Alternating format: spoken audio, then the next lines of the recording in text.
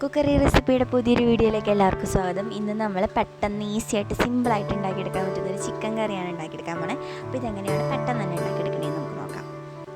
അപ്പോൾ അതിനായിട്ട് ഞാനിവിടെ ഒരു പാത്രം എടുത്തിട്ടുണ്ട്. അതിലേക്ക് ഞാൻ 1 ടീസ്പൂണോളം മഞ്ഞൾപ്പൊടി ആഡ് ചെയ്ത് കൊടുക്കുന്നുണ്ട്. 2 ടീസ്പൂണോളം ഗരം മസാലയും നന്നായി പൊടിച്ചത് ആഡ് ചെയ്ത് കൊടുക്കുന്നുണ്ട്. അതിലേക്ക് ഞാനിവിടെ ഒരു 3 ടേബിൾ സ്പൂണോളം തൈര് ആഡ് ചെയ്ത് കൊടുക്കുന്നുണ്ട്.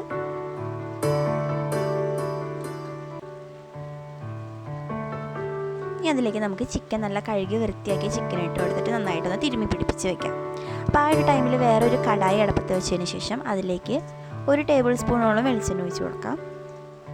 അതിലേക്ക് നന്നായി നമുക്ക് കടുക് പൊട്ടിക്കാം. അതിനുശേഷം പച്ചമുളക് ആഡ് ചെയ്ത് കൊടുക്കാം. അതിനുശേഷം നമുക്ക് സവോള, അതുപോലെ തന്നെ കറിവേപ്പില, അങ്ങനെ എല്ലാം ആഡ് ചെയ്ത് കൊടുക്കാം കേട്ടോ.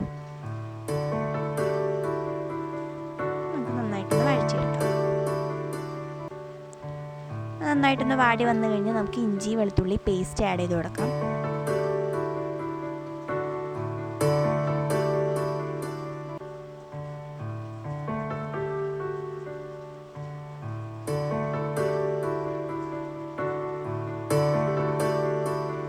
നന്നായി ഒന്ന് വാടി വരുമ്പോൾ നമുക്ക് മുളക് പൊടി, ഞാനിവിടെ കാശ്മീരി മുളക് പൊടി ആഡ് ചെയ്ത് കൊടുക്കുന്നുണ്ട്. അതുപോലെ തന്നെ ഗരം മസാല, കുരുമുളക് പൊടി, മഞ്ഞൾപ്പൊടി കുറച്ച്, മല്ലിപ്പൊടി, ഇത്ര ആഡ് ചെയ്തിട്ട് നമുക്ക് നന്നായിട്ടൊന്ന് വഴറ്റിയെടുക്കാം.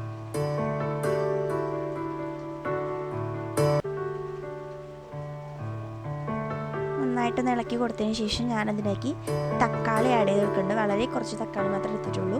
അപ്പോൾ അത് ഞാൻ അതിനകത്തേക്ക് ആഡ് ചെയ്ത് കൊടുക്കുന്നുണ്ട്. ഇനി അത് വെന്ത് വരാൻ വേണ്ടിയിട്ട് നമുക്ക് വെയിറ്റ് ചെയ്യാം.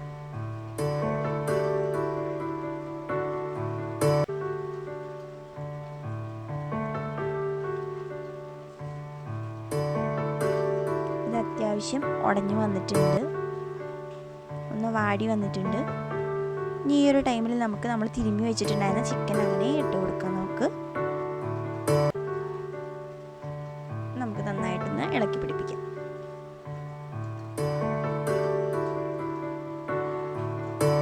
ഇതിലേക്ക് ഞാൻ കുറച്ച് വെള്ളം ഒഴിച്ച് കൊടുത്തിട്ടുണ്ട്. അതിലേക്ക് വെള്ളം നന്നായിട്ട് ഉണ്ടായിക്കോളും.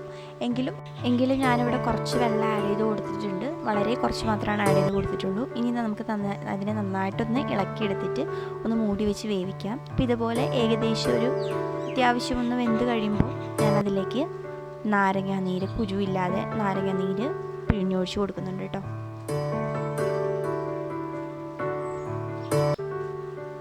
നമ്മുടെ ചിക്കൻ കറി റെഡി ആയിട്ട് വന്നിട്ടുണ്ട്. അപ്പോൾ പെട്ടെന്ന് തന്നെ ഉണ്ടാക്കിയെടുക്കാൻ പറ്റുന്നൊരു മെത്തേഡാണിത്. അപ്പോൾ എല്ലാവരും ഒന്ന് ട്രൈ ചെയ്ത് നോക്കുക. അപ്പോൾ ഇന്നത്തെ ഈ ഒരു റെസിപ്പി എല്ലാവർക്കും ഇഷ്ടപ്പെട്ടു എന്ന് വിചാരിക്കുന്നു. അപ്പോൾ ഇതുപോലുള്ള മറ്റൊരു വീഡിയോ ആയിട്ട് വരാം. അതുവരേക്കും എല്ലാവർക്കും ബൈ.